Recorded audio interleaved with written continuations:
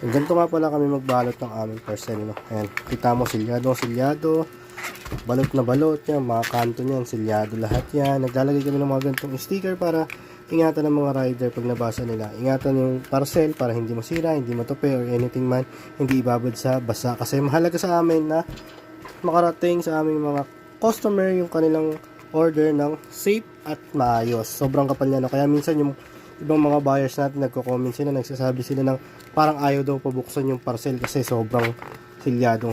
Ganyan namin binabalot yung mga parcel para sigurado talagang maayos na darating sa ating mga customer. Ayan, balot na balot siya ng makapal na bubble wrap. Plus, after nitong bubble wrap na to is nakabox yung item sa loob para hindi sila kaagad masira.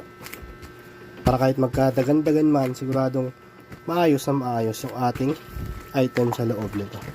Yan. Kung gusto niyo umorder, visit nyo lamang po kami sa aming Shopee Store.